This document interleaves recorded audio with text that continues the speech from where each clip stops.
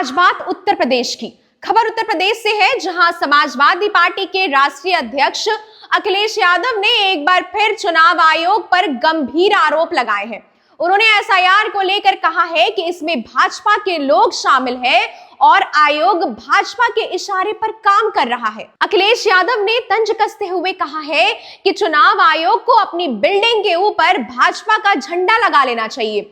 जो एसआईआर चल रहा है इसमें भाजपा के लोग शामिल हैं।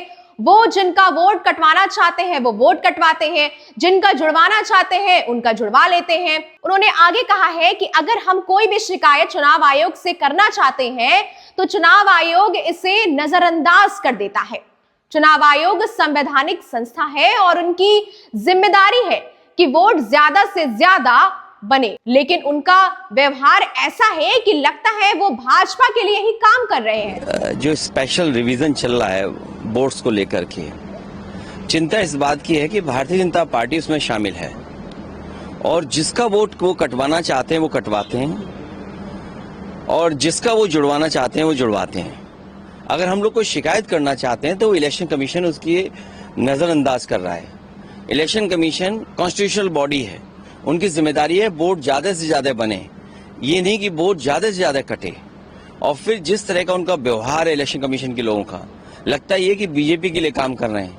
मैंने कल ही कई जानकारी दी हैं जिसमें एसआईआर को लेकर के जो फॉर्म भरे गए हैं और जो शिकायत करता है वो अंगूठा मारता है, उसके दस्तखत कराए हुए हैं।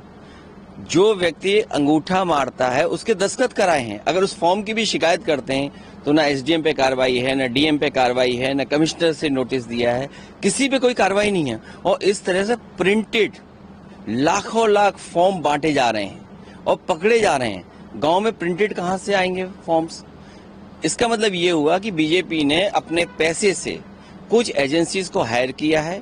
वो वोटर लिस्ट से फॉर्म भरते हैं और वोटर लिस्ट से ही नाम निकाल करके उनके फर्जी दस्तखत करते हैं। अगर फर्जी दस्तखत करते हैं तो कम से कम 420 की धारा तो लगेगी, उस पर भी कोई कार्रवाई नहीं है। लगता तो ऐसा है कि इलेक्शन कमीशन को भारतीय जनता पार्टी का झंडा अपनी बिल्डिंग पे लगा देना चाहिए। वहीं अखिलेश यादव ने भारत अमेरिका के बीच हुई हालिया ट्रेड डील पर भी कटाक्ष किया। यह जो अमेरिका से डील हुई है, यह डील नहीं है, ढील है। हमारा पूरा बाजार उनके हाथ में दे दिया गया है। ये जो अमेरिका से डील हुई है, ये डील नहीं ढील हुई है। हमारा पूरा बाजार उनके हाथ में दे दिया।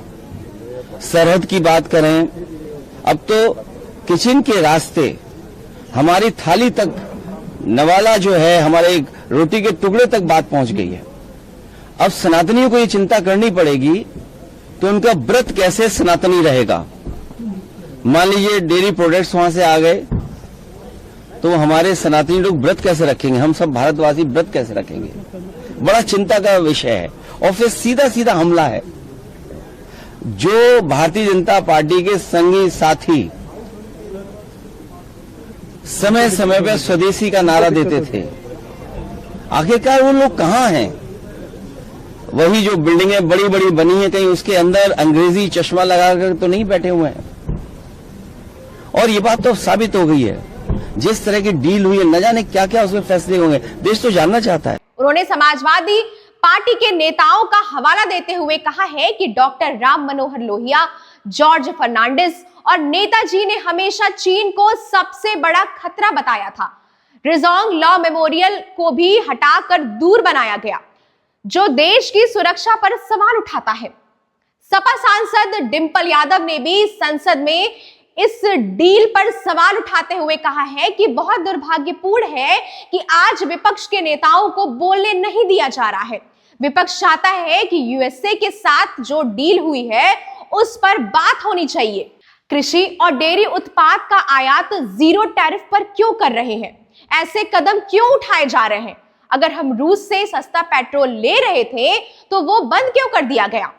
यह बयान ऐसे समय आया है जब उत्तर प्रदेश में एसआईआर प्रक्रिया जारी है और लोकसभा में विपक्षी दलों के बीच चर्चा की मांग तेज हो रही है। सपा का आरोप है कि यह कदम पीडीए समुदाय के वोट प्रभावित करने के लिए एक साजिश है। सरकार और चुनाव आयोग की ओर से अभी कोई आधिकारिक प्रतिक्रिया सामने नहीं आई है। बहरहाल इस खबर पर अपनी प्रतिक्रिया हमें जरूर बताइएगा। ऐसी तमाम सारी खबरें देखने के लिए जुड़े रहिए जनपद के साथ। धन्यवाद।